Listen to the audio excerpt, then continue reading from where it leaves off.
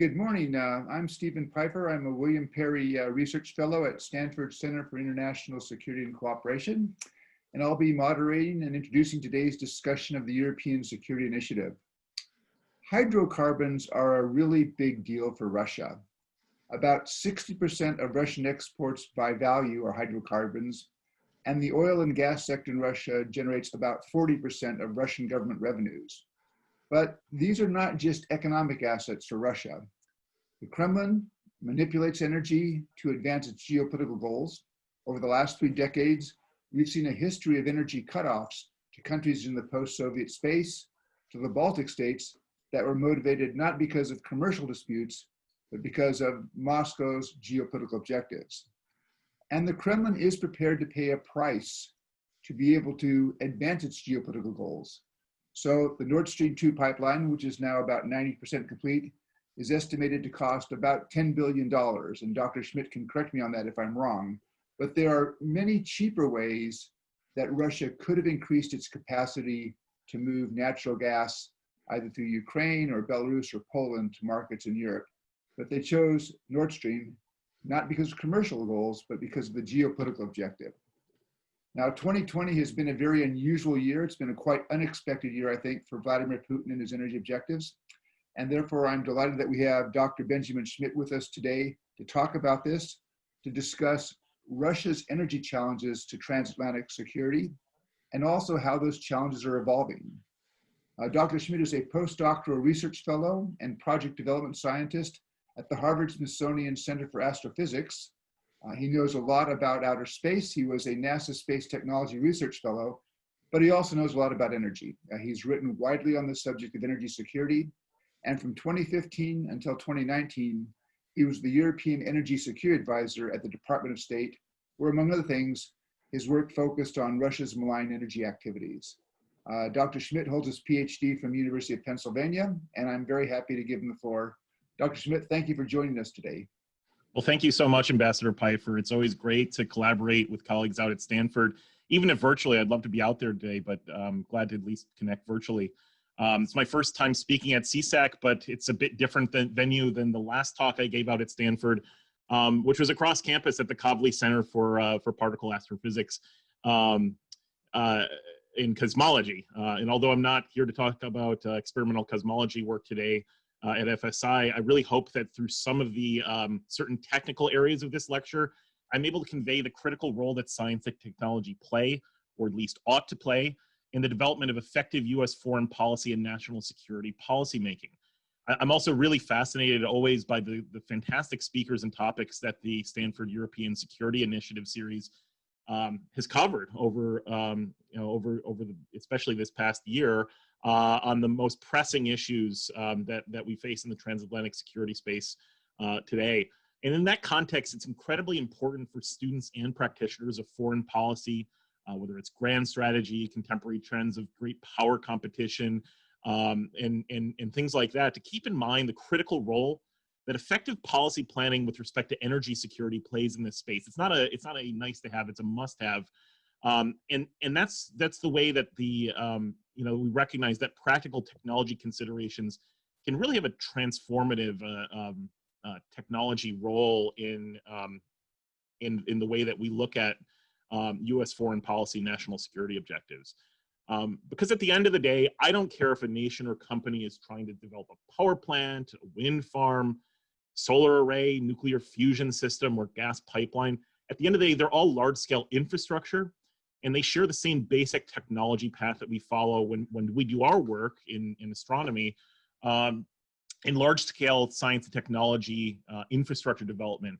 And that's what, of course, I'm working on with my team at the Harvard-Smithsonian Center for Astrophysics, where we collaborate with researchers from across the nation, including right across your campus at Stanford, some of which my colleagues may be on the line today, to develop next-generation telescope instrumentation and infrastructure that we've been deploying over the past several seasons, in particular this most recent season a few months ago, at the Amundsen Scott South Pole Station, where we're developing technologies and telescope instrumentation to probe the temperature and polarization characteristics of the oldest light in the universe, the cosmic microwave background.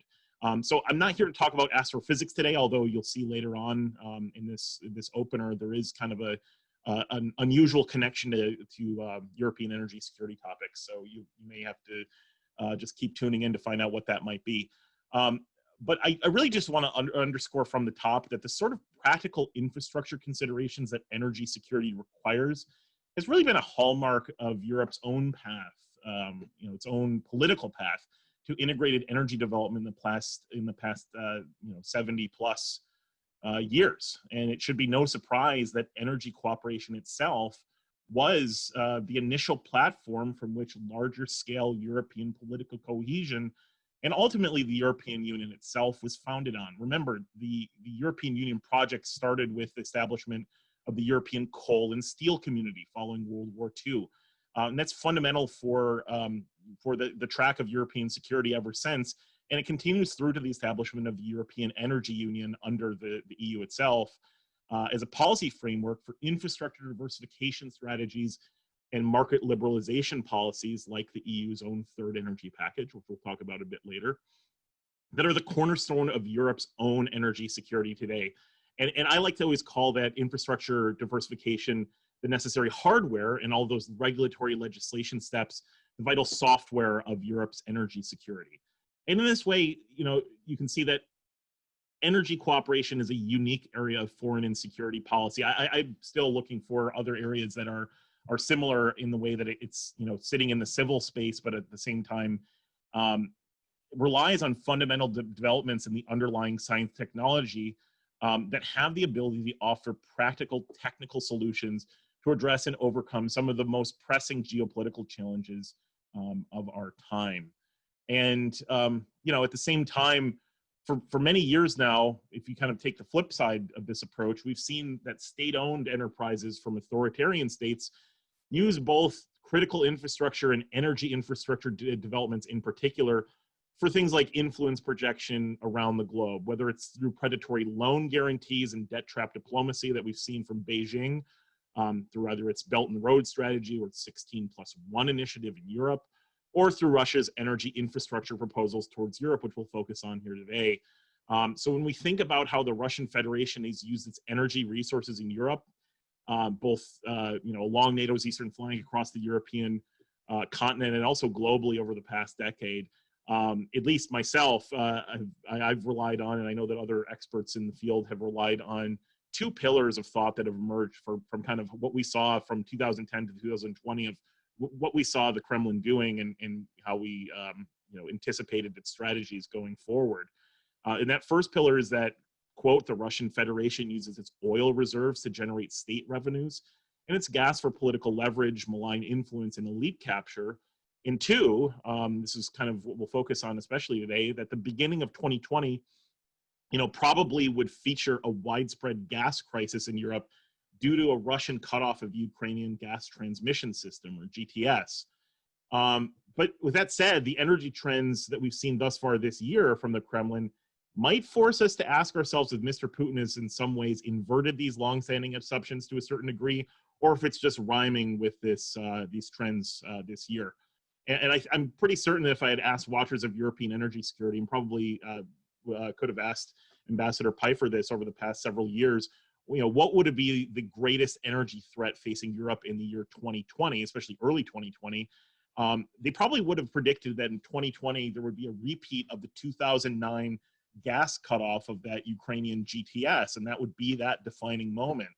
And that's because of the looming prospect of the completion of Moscow's diversionary pipeline proposals, Nord Stream 2 from Russia to Germany and the Baltic Sea, and TurkStream from Russia to Turkey through the Black Sea and on to Bulgaria for the second string of that in the southern southeastern European region. I know I would have at least, and that's what I was anticipating. But let's just take a step back before we get into the details of this and get some context of what these pipelines are and what's at stake, the technical capacities involved. When you look at these projects taken together, the 55 billion cubic meters per year Nord Stream 2 and the two 15.75 BCMA is what we call that capacity, billion cubic meters per annum. TurkStream they provide the Kremlin with the technical capability to make good on its long-standing and publicly acknowledged policy objective of either ending or strategically and significantly reducing gas transit via Ukraine. And if Nord Stream 2 is completed and coupled with TurkStream having already come online, the subsequent nearly total loss of gas shipments via the Ukrainian GTS would remove significant transit revenues from the already stressed Ukrainian economy. I say, like, this is kind of an economic arrow in Putin's quiver when we look at Ukraine. But perhaps more worrying is the impact on Ukraine's national security itself. In the short term, the gas transit agreement that we had seen from Naftogaz and Gazprom at the end of last year was extended. It was extended in agreement and completed at the end of 2019, and averted that potential gas crisis at the beginning of 2020. And as I said before, I really think that's an unlikely outcome had Nord Stream 2 been completed in the absence of two things: from the EU regulatory oversight with the April 2019 update of the EU gas directive, and the successful limited technology calibrated sanctions action via the 2020 US National Defense Authorization Act, which included sanctions passed on an overwhelming bipartisan basis in both the House and Senate, and it was signed into law in late December. And that really had a dramatic effect in a real-time scene that a lot of us watchers of this issue said we're able to watch on our phones on maritime tracking apps like marinetraffic.com. Just minutes before that signing took place, the principal Nord Stream 2 pipeline vessel, owned and operated by the Swiss firm Allseas, suspended its pipe deployment operations, and it rapidly exited the Baltic Sea in the following days. And for a lot of these projects, you have years and years of project development, and we talk about these issues, from a policy perspective for a really long period of time, because these are so monolithic in their manner of construction. They take years to develop and years to build, and of course years to come into operation and kind of have that impact. So to have something happen in real time like that from a sanctions perspective was kind of a as I said, is a dramatic scene to see that happen and have that impact so quickly. And from that, you'd have, as I said, that extended Gazprom-Naftogaz contract agreement for the next 5 years for continued gas transit, averting a European gas crisis in early 2020, as we all had predicted. And maybe more shockingly, Gazprom finally agreed to pay $2.9 billion in damages to Naftogaz from the February 2018 Stockholm Arbitration Tribunal ruling, which stemmed from Gazprom's own non-delivery of gas transit volumes under the two firms' 2009 long-term gas transit contract. And because of that transit extension, the Russian Federation still relies on Ukrainian gas transmission system pipelines and infrastructure for the delivery of its own natural gas onward to the European markets. And that's a good thing. We're not trying to get rid of Russian gas in the European market from a U.S. policy perspective. It's this diversification that we're talking about. And if Nord Stream 2 were completed and coupled with TurkStream, and it removed this reliance, there would be one less strategic deterrent against the extension of Russian aggression beyond Donbass. And you can see in this side-by-side map on the left of the gas pipeline infrastructure, and on the right, the situation of Russian aggression in the eastern regions of Ukraine. There really, for a lot of the aspects of the pipeline infrastructure, there's close proximity of the still operation transmission pipelines that Russia relies on right near the line of contact in eastern Ukraine, just a few kilometers away in many cases. So in the context of the continued instances of military escalation that we've seen from Russian forces against Ukrainian positions, even throughout the COVID-19 crisis, along that line of contact in Donbass, that's really worrisome. It's the potential security knock-on effect of Nord Stream 2 coming online continues to raise concerns for Ukraine's national security, because you're not saying that necessarily the pipe infrastructure is turned off in eastern Ukraine and then the tanks roll tomorrow, but it's a one less physical infrastructure deterrent for the Russian Federation to take into account. Remember, they rely on this infrastructure for their own revenues. And for those that might want a preview of what would happen if Nord Stream 2 were completed, you really need to look no further than the second line of TurkStream, which you can see in the bottom left of this slide. I'll just bring back up, because TurkStream came online early last year. And instead of providing new volumes to the Balkan regions via the Black Sea over the first quarter of 2020, what we did see was that the second line of TurkStream that's going on to Bulgaria into the Eastern Balkan region, there was a 70% drop in gas volumes that transited the Ukrainian GTS from Russia via the traditional Trans-Balkan route. That is the route that goes from Russia through Ukraine and into southeastern Europe.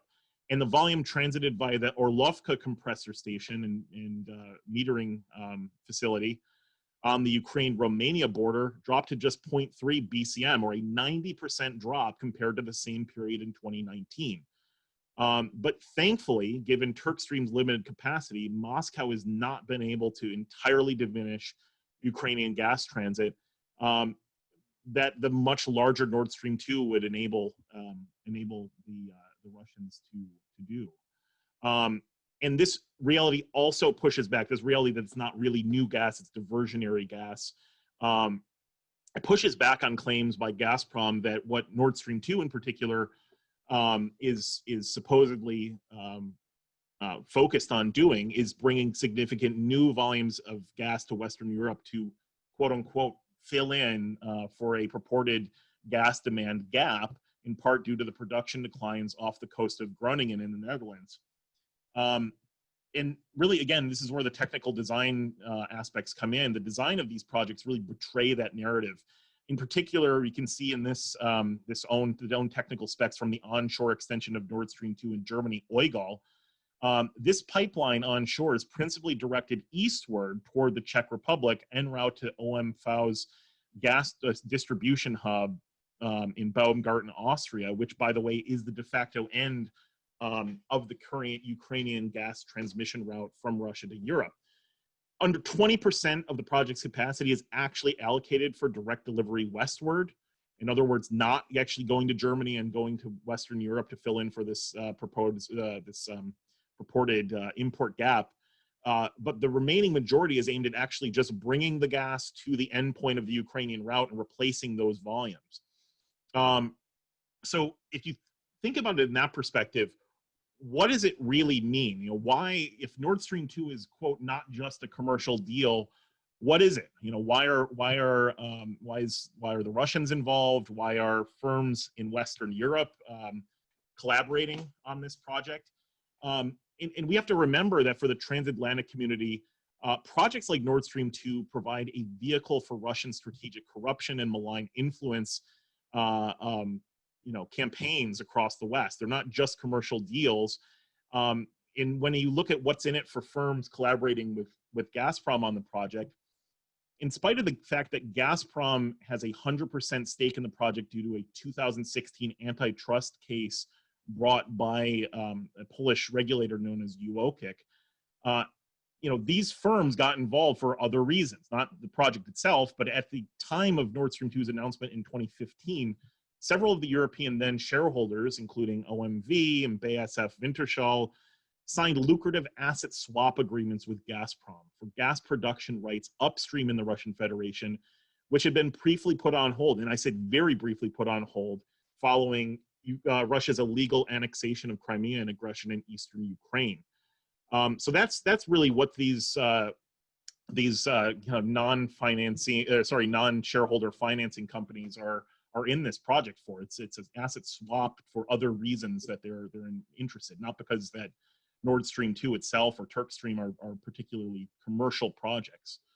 And for Moscow, a hard-hitting 2018 Sberbank analysis revealed that Gazprom's investments in projects like Nord Stream 2 and TurkStream in Europe are actually very value destructive for its shareholders. And this analysis showed that it would take Nord Stream 2 at least 20 years to become profitable, in TurkStream an incredible 47 years to break even. So of course we can come back middle of this century and find out if that's the case. But that's really not a great motivation there.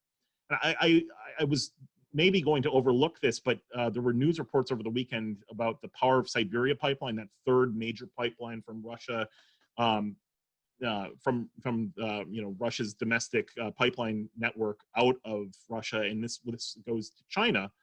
So for the Power of Siberia pipeline, the Sberbank analysis you see here shows it would take at least 16 years for that to become profitable. So if there's any thought that this would be a lucrative, quick pivot to East Asia for the Russians, it seems that that's really questionable. And even that 16-year estimate might be a bit rosy, given a Russian investigative report that surfaced just at the end of last week in Russian periodical known as Lenta, that showed a wide array of evidence of endemic oligarchic corruption, safety issues associated with Power of Siberia, and perhaps most important of all, cover-ups by Gazprom's own leadership that jeopardize the potential that the Siberian fields that are actually feeding the pipeline would be able to supply it at full capacity to bring that gas to Chinese markets due to improper drilling procedures because of everything being fast-tracked. And the motivation that was cited was that the Kremlin and Gazprom officials were in a supposed race to, quote, beat the U.S. shale gas market to the Chinese market. Again, this is this fixation on the U.S. shale industry by Moscow. And I just thought it was interesting for one Russian observer that was discussing with the investigative journalists of the sort of poor technical procedures that were described in the operation. He said, here you have all of this equipment from Gazprom, right? So you have equipment, advanced equipment that you have for drilling that's like a Lamborghini, but you drive it along the road where a tractor should go. And that, I think, tells you exactly what you need to know about the sort of technical concerns that we see with projects like that. But instead of normal commerciality, there is something in it for the Kremlin, even if these these revenues are not the main impact of the gas projects. But they're used as a means of enriching contractors with close ties to Russian President Vladimir Putin, instead of for having actual economic benefits for the Russian people. And that includes direction of these project contracts to companies controlled by Russian oligarchs already targeted under the U.S. sanctions program, including Timchenko and Rotenberg and others.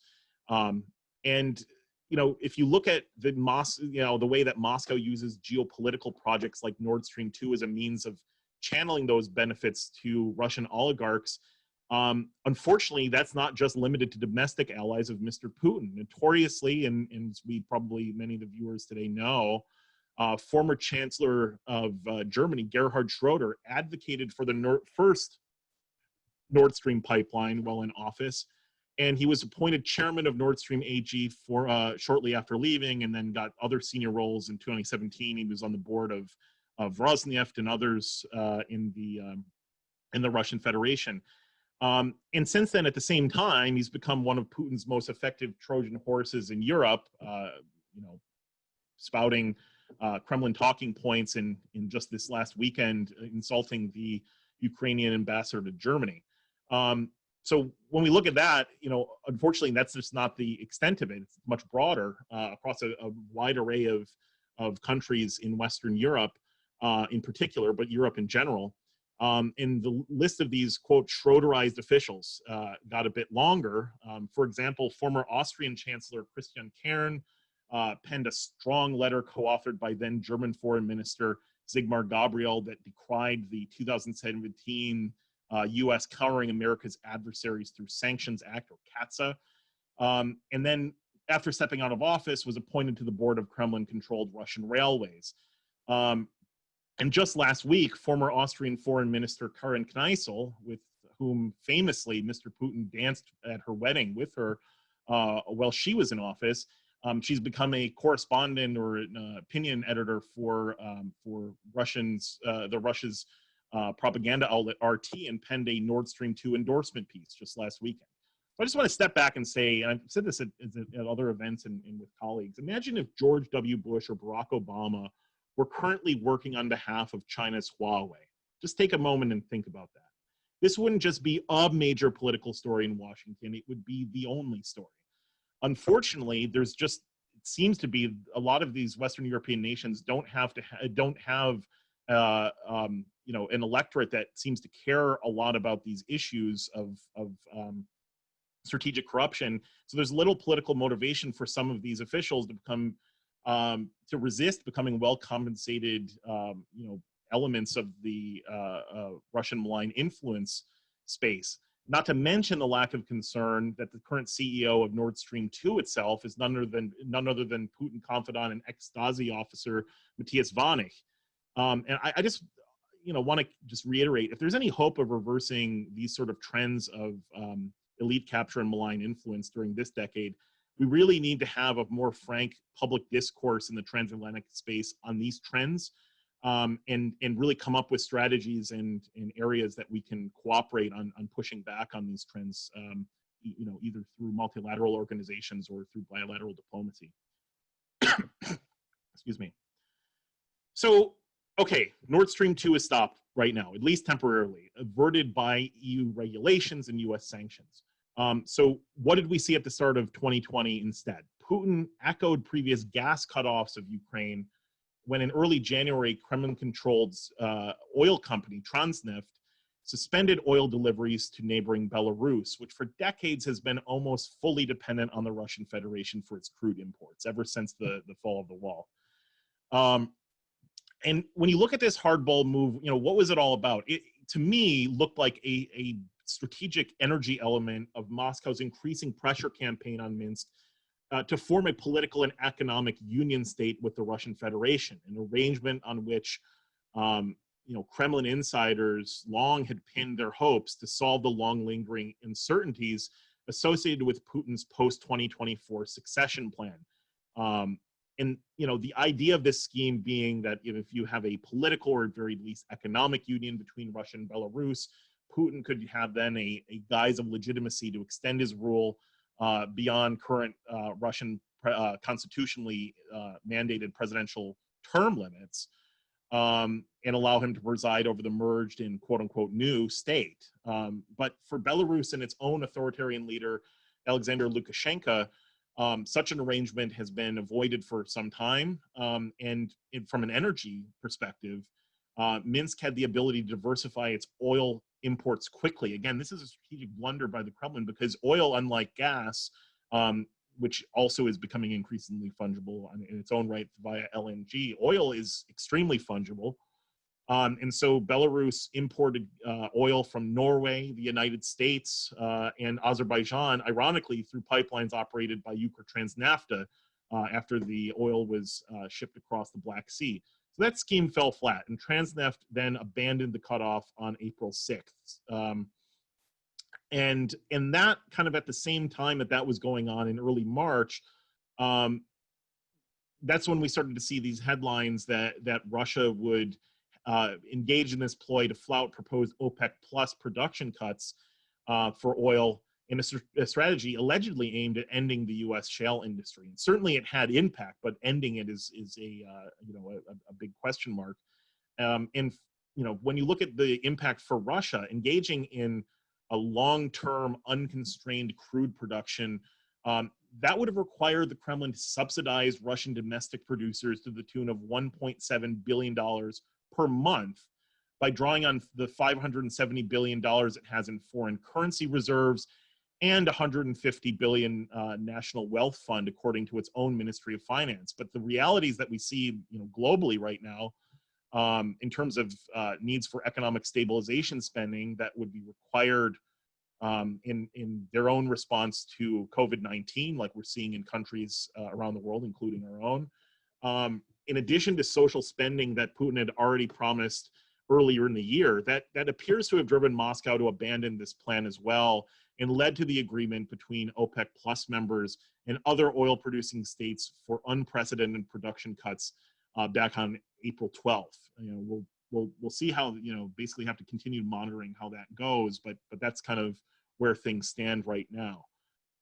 So flipping for a moment before we get into some of the details and kind of wrap up on Nord Stream 2, I do want to point out a kind of overlooked headline from earlier this year. Half a world away, Russia's state-run geological surveyor Rosgeologia announced in February that it had used the early weeks of 2020 to conduct 4,400 kilometers of new seismic oil and gas exploration in the Reser-Larsen Sea off the coast of Antarctica's Queen Maud Land. And I was kind of astounded to see that because, in a bit of irony, I happen to be working on the other side of Antarctica, both at McMurdo Station on the coast of the Ross Sea, and then at the Amundsen South Pole Station itself on our telescope. So this was completely unbeknownst to me at the time, even during the short stay I had both in McMurdo and at the pole. But I do want to say and kind of point out this story because it's indicative of kind of some broader trends. First of all, because of such an admission that we saw by the Russians for this seismic, it really puts stress on the regulatory structures in place under the Antarctic Treaty System that came into force in 1961. There's been 54 nations that have ratified the treaty, including the United States, the Russian Federation, the People's Republic of China, much of Europe, and many, many other global signatories. And the main element of the Antarctic Treaty document establishes that all sea, ice shelf, and land masses associated with the Antarctic continent below 60 degrees south latitude need to be preserved for peaceful, non-military, and scientific uses, non-commercial uses among the signatory nations. And in addition to that, the Antarctic Treaty System also had a protocol signed and ratified by 34 nations, again, including Russia, US, and China, and came into force back in 1998 and won't expire until 2048, called the Protocol on the Environmental Protection of the Antarctic Treaty. And that was devised broadly to establish basic rules for the proper environmental stewardship of the Antarctic environment, where Article 7 of that protocol prohibits all of these sort of activities related to mineral resource extraction, unless it's for scientific research. And of course, in this case, Rosgeologia pointed out that they were doing this for potential future oil and gas exploration use. So once again, why would you do this, especially given the state of oil and gas, the pricing, the market, even before COVID-19, tanked energy markets worldwide. There's really no near-term market drivers for oil or gas resource exploration, especially in such a remote and challenging physical environment that would outweigh the potential diplomatic fallout related to such an overt challenge to longstanding ATS norms. I talked to an Exxon official, this winter after this happened, and just asked, is there any economic motivation at all? And there's absolutely none. You'd have to have oil prices in the hundreds and hundreds of dollars range to make this anywhere near profitable. To notwithstanding the fact that it's against international protocols. So when I look at this Antarctic action, I really read this in the context of Moscow's broader playbook when it operates within multilateral institutions, where it finds itself relishing the role of spoiler in their international community, responding to global challenges in these sort of protocols, while challenging the legal and regulatory norms of these multinational organizations. And that's why it's so important. I've said this on social media, and I'll just say it again today. This is why the United States needs to not withdraw from these international organizations, but rather surge our diplomatic engagement to represent these standard norms and legal protocols of the international community. So kind of to wrap up this introduction before we get to a discussion, what has happened in the past few weeks is maybe a return to form. Moscow's attention clearly has turned back to strategizing how it might complete Nord Stream 2 in recent weeks. And that's why it's so timely that we're discussing this project as one of the main issues in today's lecture. So even though this issue set really touches on some of the geopolitical and security trends of the transatlantic community, there's a lot of need to understand the strategy that the Kremlin might deploy to finish the project in terms of pragmatic and technical requirements. So first, let's just look at remembering what sort of requirements are needed to complete the project. Most of the remaining section, as Ambassador Piper said, it's about 90% complete, but most of the remaining 10% of the section that needs to be completed lies in the Danish exclusive economic zone south of the island of Bornholm. You can see it in this picture. We're right around where that number 6 is. That's where this is being would need to be constructed to complete the project.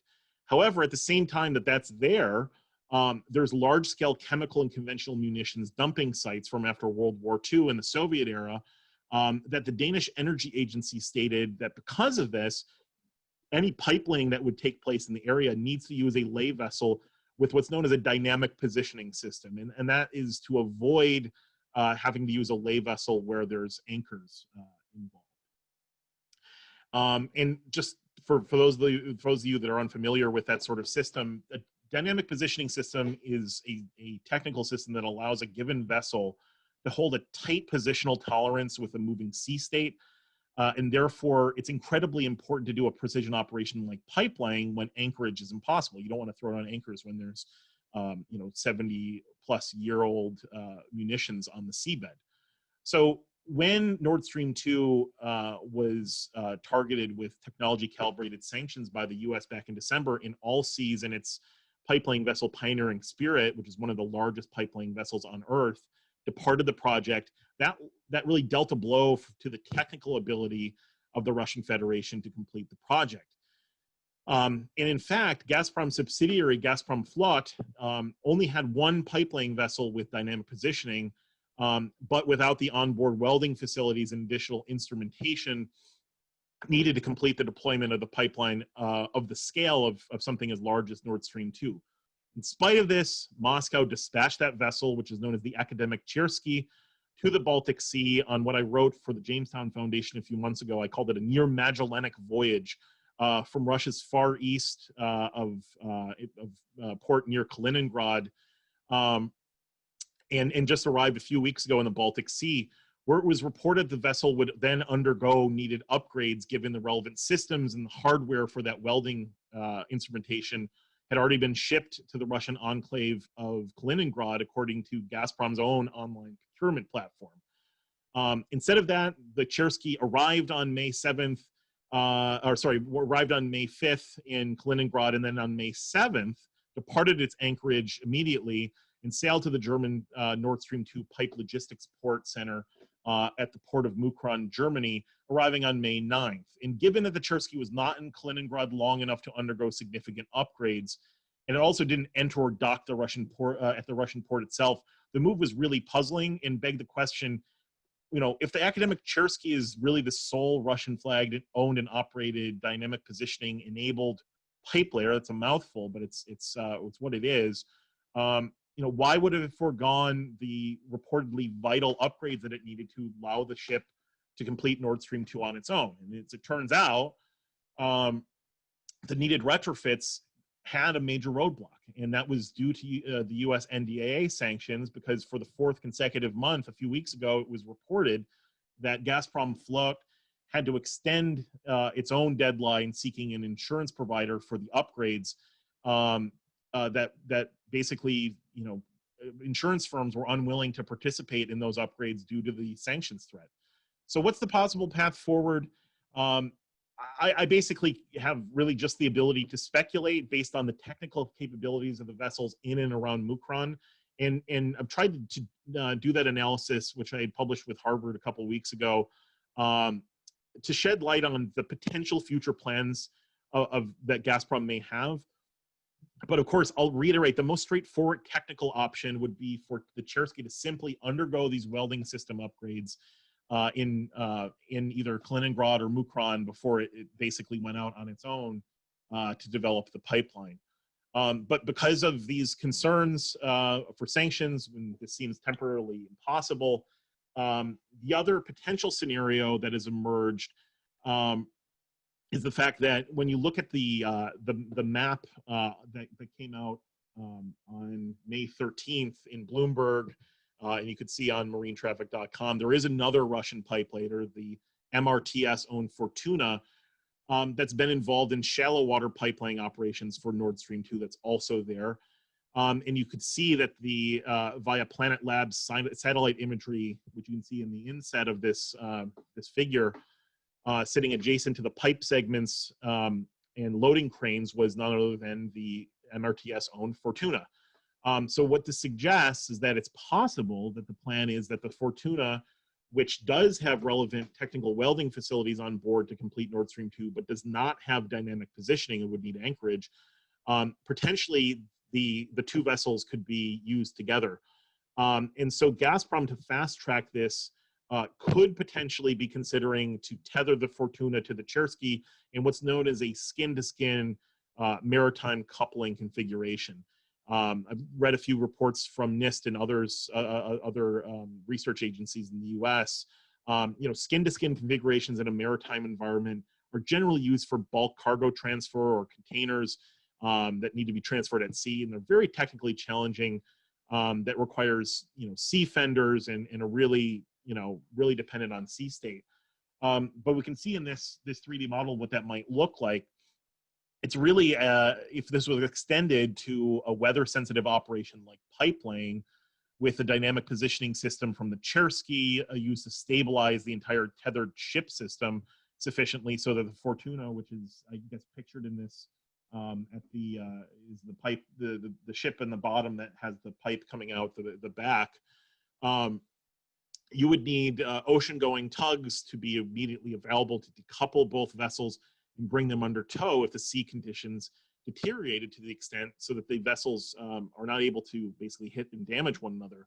And of course, that we've also seen in the port the tugs Isa and Shoalbuster Barney, which have been in the vicinity of these vessels for weeks and could be primed to be used in this manner. It's not clear at this point, but it could be.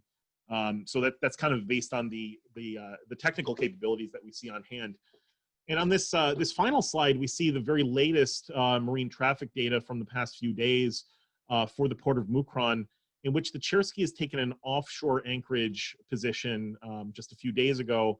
And basically what has happened as of today is the Chersky has come back into the port and switched positions with the Fortuna, where it's now at the position adjacent to the pipe loading equipment that was where the Fortuna had been for some time. And at the same time, there's a Swedish-owned ship, the Sturil Explorer, which is a subsea survey vessel with ROV capabilities that appears to basically be continuing to undergo survey passes of the seabed south of Bornholm.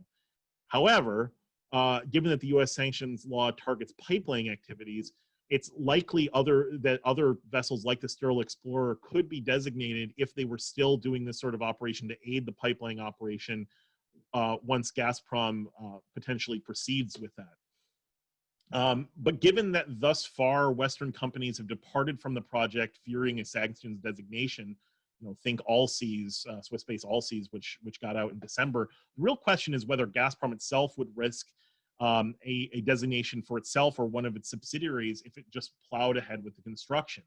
So I know a number of people on Twitter have pointed out, well, Gazprom and its subsidiaries are all already sanctioned. Well, there's a bit of subtlety there. They're on OFAC's, Treasury Department OFAC's SSI list, which basically is a kind of a pre-designation, but a sanctions designation as a specially designated national results in a total cutoff from the US financial system, and therefore is a much more significant blow.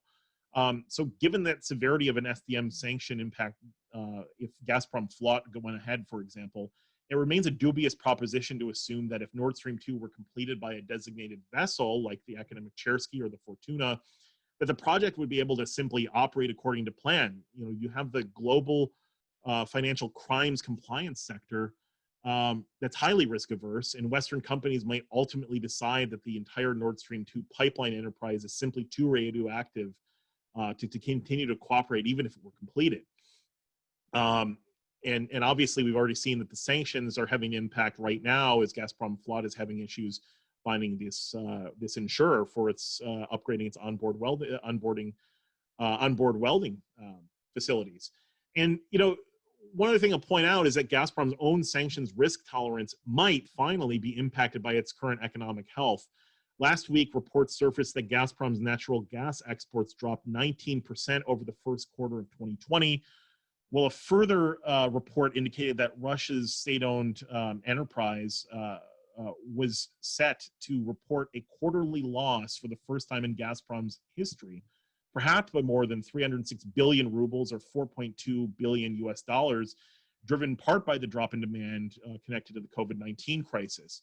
So given this financial reality, the Kremlin might ultimately think twice about rushing into pipe deployment that would almost certainly result in a designation of some sort for Gazprom or one of its subsidiaries, even though the economics have never really been a central concern to the project itself. So it's something that merits watching and something that we need to continue to monitor. And just I'll end on this note. What is the EU doing? At the same time that this has all been going on, in May 2020, Germany's national energy regulator known as the Bundesnetzagentur and the EU General Court both denied Gazprom's attempts to circumvent EU regulations should the project be completed. And those actions by both Germany and Brussels, they should be commended. They're the right move. But they need to be viewed at the same time with guarded optimism given Gazprom's likely action to follow on. And that's because of a Handelsblatt report last year, which basically described that Gazprom could try to create a shell company, for example, under which Gazprom could sell the last 12 nautical miles of the pipeline as it enters the German territorial sea to avoid having to comply with ownership unbundling requirements of the EU Third Energy Package, where Gazprom would be the sole owner-operator of the remaining more than 90% of the pipeline through the Baltic Sea, basically allowing Gazprom to argue that this gas offtake point would simply be identified as some point on the Baltic seabed at the boundary of the German exclusive economic zone and its own territorial sea. And that would happen despite the fact that physically, when you look at the pipeline infrastructure itself, it's still one continuously operating infrastructure installation.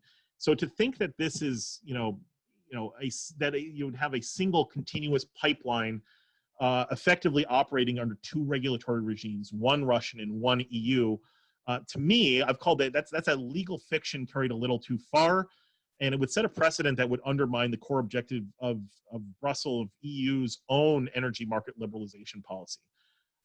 So that's where things stand. There's a prospect of new and broader sanctions that we've heard over the weekend that could be levied against the project by Congress to ensure that Nord Stream 2 is not completed. But we're going to have to continue to wait and see what moves the Kremlin makes, and if it will basically change its strategy as we move forward in 2020. And with that, I really thank everyone for listening and open it up to questions. I'll stop sharing my screen right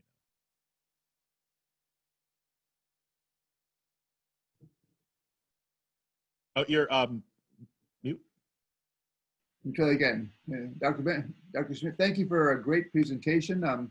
Let me invite questions, please, using the Q&A bar down at the bottom of your bar there, just with the questions, and then I will then present them. But let me start with a couple of questions. First of all, you described this idea about Gazprom perhaps using a shadow company to build that last 12 miles of pipeline. And then you have this clash between the EU regulatory regime and the Russian. Who has the upper hand in that? I mean, it seems, will the EU be in a position to say, no, we're not going to accept the gas? How does that work out? So I think that what would happen is if so first of all, it goes first to the national regulatory authority of the member state. So in that case, it's Germany's Bundesnetzagentur. Mm-hmm. Were they to accept that shell company, whatever it would be, was basically the de facto owner of that last 12 nautical miles of pipe, it's a questionable proposition whether that would fly. And I think that ultimately the Bundesnetzagentur might reject that. But even if they accepted it, there has been a number of successful challenges by both Poland and Lithuania against Nord Stream 1's onshore extension pipeline, which is known as OPAL, because of its impact on the energy and national security interests, not only of the member state that hosts it, in this case Germany, but of adjacent member states and of the Union as a whole. So that's something that merits watching, because it seems that there is a legal precedent already out there that was from that ruling was from September 2019 that would help push back on this at the EU level should it go forward. You know, and basically jurisdictionally you would have the European Court of Justice involved at that point.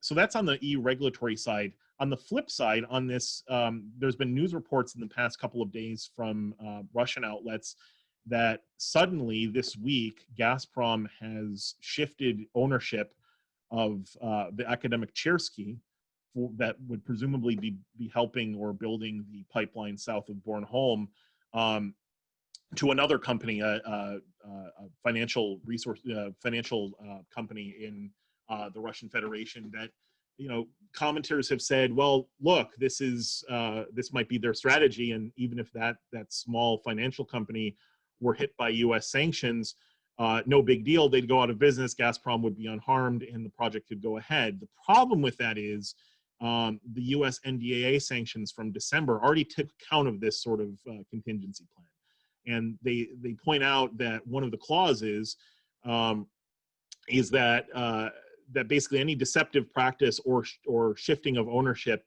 after the enactment of the sanctions, in this case, they were enacted in December, so this would certainly apply, that basically the selling company, in this case Gazprom or one of its subsidiaries, would still be targeted. So on both counts, these sort of legal machinations would just not hold muster to actually avoid regulatory or sanctions impact. Well, let me follow up with another question. I mean, you mentioned that Poland and Lithuania, and I think they have raised objections both to Nord Stream 1 as well as Nord Stream 2.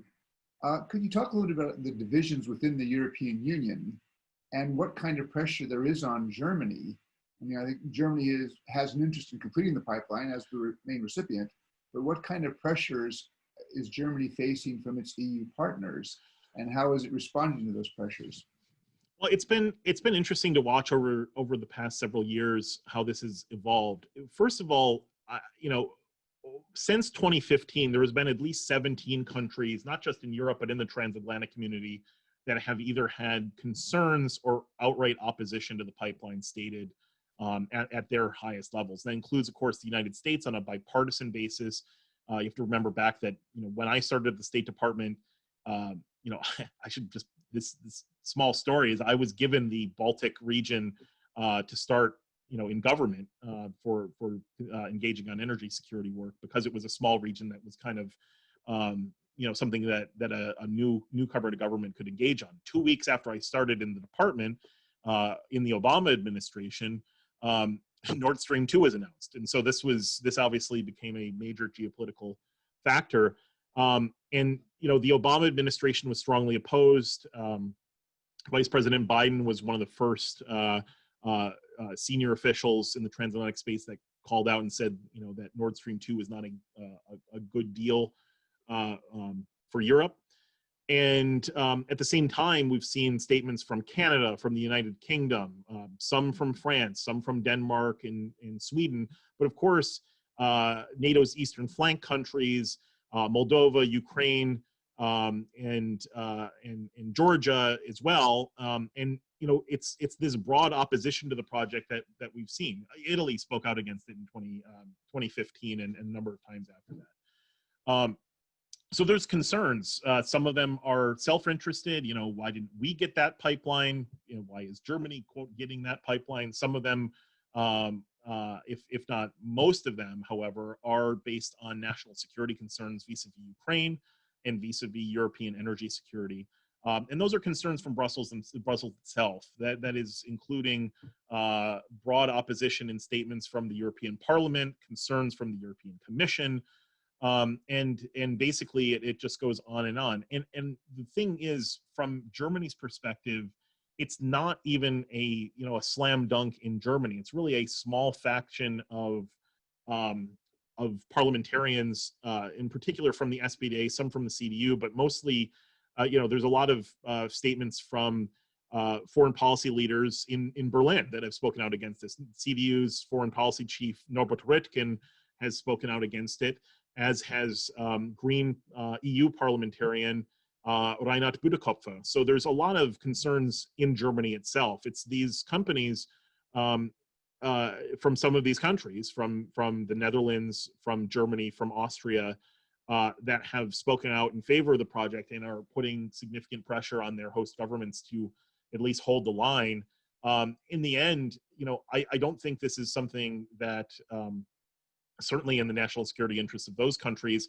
And this notion that this is kind of a niche issue, that it's just the U.S., Poland, and Ukraine that are opposed, that's just not true. And so that's where I kind of see the political dynamics right now. Okay. And then I guess one last question on the politics is, how divisive might this be an issue between the United States and Germany, between the United States and Europe? And that's a major concern, and that's why I think that it's important to note the sort of sanctions that we've seen come out haven't really had the significant diplomatic outcry that what we would have seen had the sanctions been sectoral, had they basically said, if Nord Stream 2 goes ahead, it's just the whole, any gas or energy company touching this is sanctioned. That's not what happened. The sanctions didn't target any EU companies that were associated with its financing, like these, Shell or Wintershall or OMV. Instead, they were focused on basically a very narrow set of technology providers for building the pipeline itself. And I think that's really important to note because this really allowed for the positive national security impact of that law to take place. Supported by both parties in 2 consecutive administrations in Washington, while at the same time not having this significant rift in diplomatic relations that would have been a broader outcry had it been a kind of a dumb sanction instead of having this kind of smart sanction, as I've heard it described recently. Okay. Let me check. Okay, I've got one question here. You mentioned the threat to the gas transportation system in Ukraine. Yeah. But it looks like Ukraine has been importing gas. I guess as of 2016, Ukraine had stopped directly importing gas from Russia. What is, other than the loss of the transit revenues, is there a threat to the physical operation of the gas transit system if there's no Russian gas coming in? Yeah, and that's interesting to note, because the Ukrainian gas transmission system, I think it's if you maybe remember from the slide that I had the network shown, it is a network, and rather it's basically has a number of major trunk lines, but they're all integrated into kind of a monolithic system that includes the gas distribution, including to onward to local communities and households and things like this. So without having the main, I think there's 6 trunk lines operating at a reasonable level, it's going to be very difficult to have those continue to operate functionally. And of course, the revenues associated with them make it almost impossible to maintain and keep their operation into the future. And Ukraine sees this as a strategic asset, right? This is not just an energy piece of infrastructure for Ukraine. It's a strategic national security asset, because it's something that allows for strategic balance, if you will, between Russia, Ukraine, and in the EU. And yes, there have been many political cutoffs and things like that of the Russians to Ukraine in the past. But at the same time, Russia's own reliance on that infrastructure is positive from the perspective that, again, it keeps Ukraine in the EU's interest for not becoming further destabilized, and for Russia to not completely destabilize the country to the extent that it can't sell its own gas to Europe. And that's exactly what it's trying to do by building these diversionary pieces of infrastructure. Okay. One other question. You mentioned the corrupt aspects of the pipeline in terms of directing money to people close to Putin. I recall that back in when the Russians built their first pipeline under the Black Sea to Turkey, Blue Stream, one of my colleagues at Brookings did some research and found out that the cost of laying the pipeline on land in Russia before it went underwater in the Black Sea was several times the Yeah. cost per kilometer of pipeline, which just makes no sense at all. And his correct conclusion was that this was basically, there was a lot of money going to regional and local authorities. Could you talk a little bit about what you've seen in terms of the corruption and the diversion of money around Nord Stream, and has that had raised any concerns in Germany or the EU? Yeah, I mean, I think we've seen this in basically all of those projects. As I mentioned, a lot of these projects are means of Putin being able to kind of push contracts to favored oligarchs, in particular the Rotenberg brothers, and we've seen that from Nord Stream 2, in basically the upstream portion of Nord Stream 2, and the portion of the pipelines in in the Russian Federation for power of Siberia. If you look at the map, some of these projects kind of go hin and dale through every possible oblast and local community, and it does basically creates an opportunity for localized corruption, as you say, which increases the price on a on an onshore basis for a pipeline that should be much easier to build than technically difficult and probably more expensive from a project perspective offshore pipeline. So that is certainly a concern for all of these infrastructure projects, and it's something that I think that has been raised in Brussels. It's certainly been discussed in the European Parliament and elsewhere with the Commission.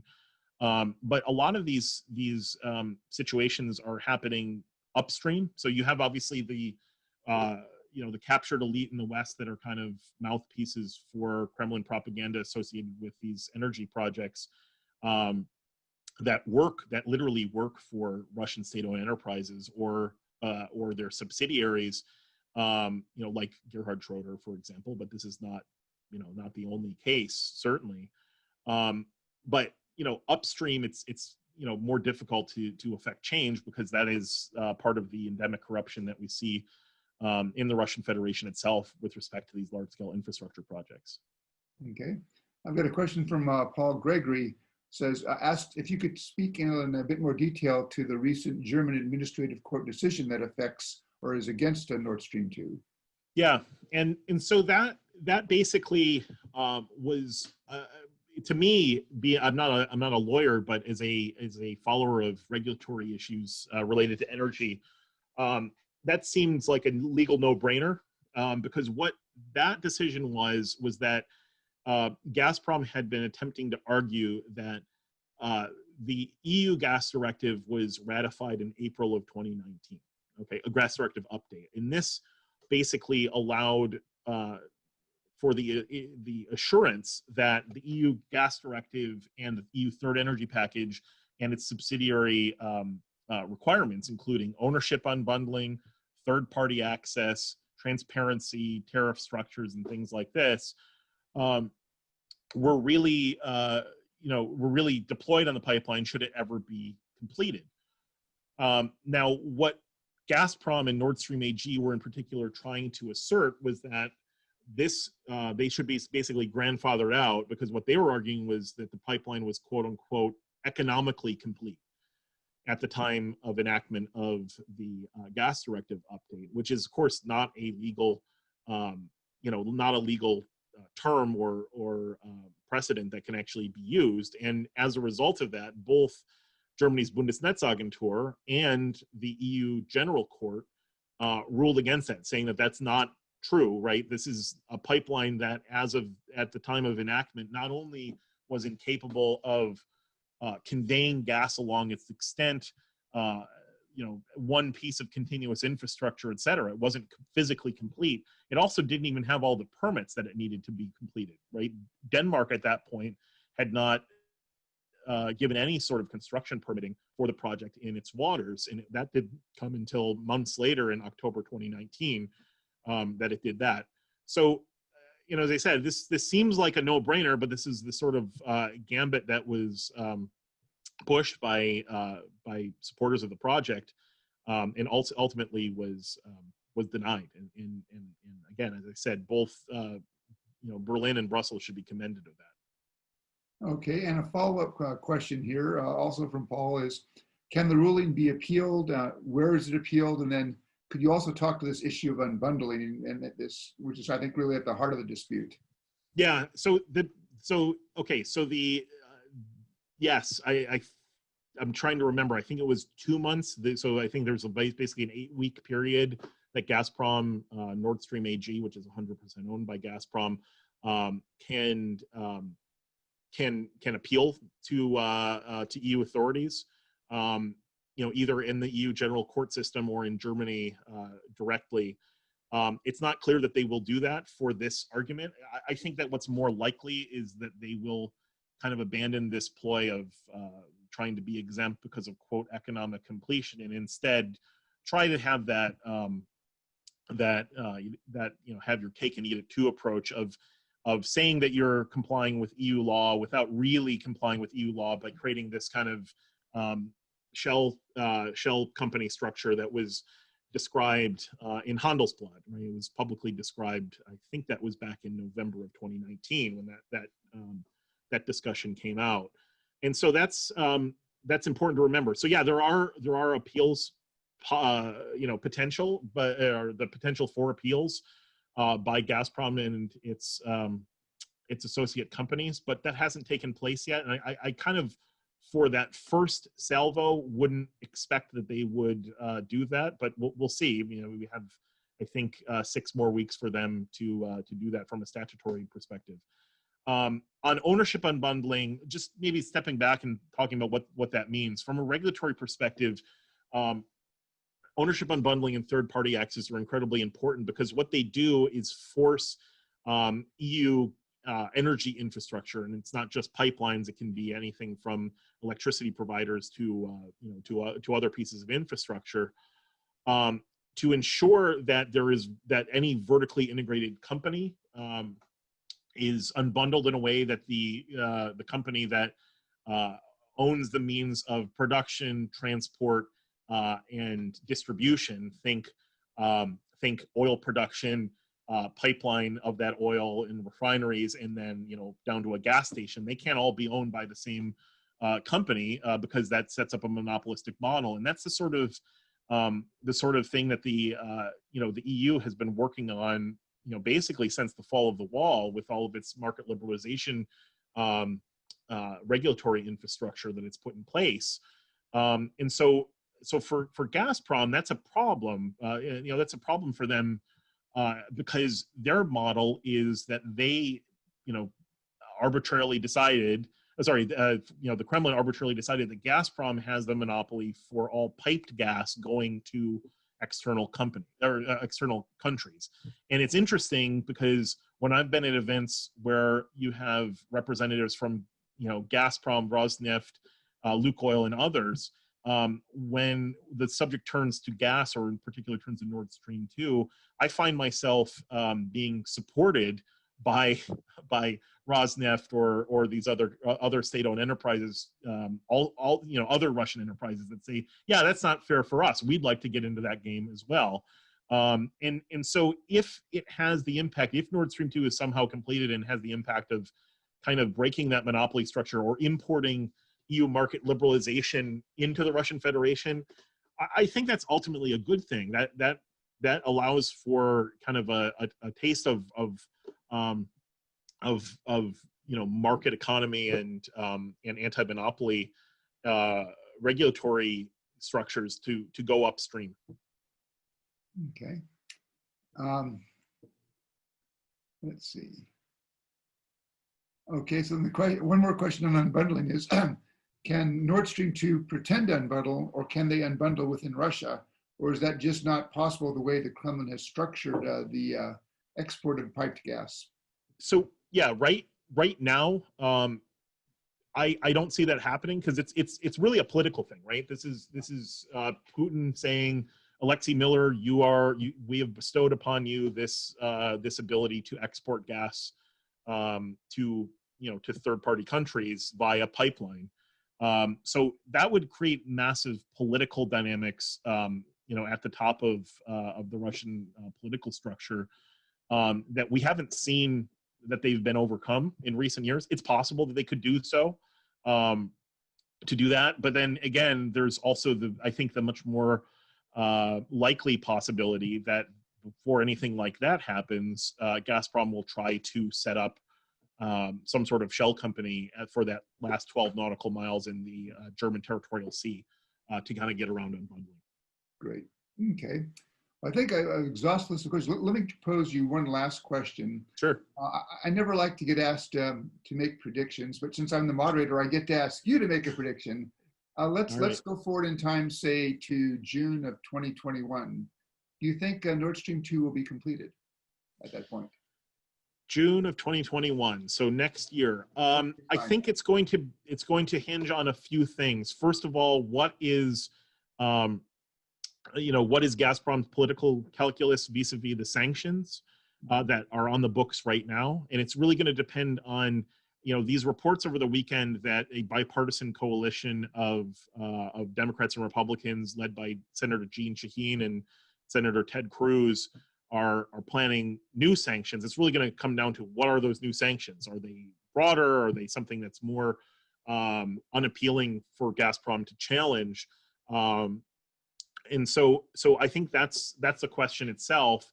But whether the project is physically complete versus operational is a big question as well. Because as I said earlier, you could imagine a scenario where Gazprom tries some sort of kind of go for broke approach, gets one of its subsidiaries put on the SDN list, or else pushes it to a shell company and gets that company also designated. It's possible that that would go ahead and allow the project to be physically complete. But then the question is, will European consumers and in particular energy companies in Europe still want to collaborate with a project that has an onerous sanctions designation associated with it? And the global compliance sector for sanctions are terribly risk averse. So I think that it's going to be it's going to be a big question of, even if the physical construction, if the pipe is end-to-end complete and capable of sending gas through it, whether that will still be something that the EU will actually work with. Not to mention the impact of the gas market and the energy market right now. Right, there's a significant drop in demand for natural gas for a number of reasons in Europe. A mild winter, the COVID-19 crisis, and again, as I've seen this, the various economic models, whether it's a U-shaped recovery curve, a V-shaped recovery curve, or what I think is probably most likely this Nike swoosh approach, where you have this very gradual return. By 2021, I doubt that we're going to have, a year from now, I doubt that we're going to have a scenario where the gas demand is at a level that this would make sense. But then again, this isn't about bringing new gas, right? This is about diverting gas that's already going through Ukraine, as we see right now going on with TurkStream, even though TurkStream itself is not operating at a full capacity. So that raises questions as well. So I think that's really where I want to say my prediction is, rather than a up or down vote, if that's all right. All right. I'll accept that, since I would probably want to hedge in the same way. Thank you, Ambassador. Yeah, Dr. Schmidt, let me thank you for a terrific presentation. Were we sitting around the table at the Perry Conference Room in Encina Hall at Stanford, I would now invite everybody to join in a round of applause. Zoom doesn't really allow it to do that, but let me thank you on the behalf of all the participants for a really great presentation that shed a lot of light on the details of Nord Stream 2 and the Russian gas strategy. Thank you so much. And again, it's a pleasure to be at Stanford, and hopefully we'll get out there in person at some point.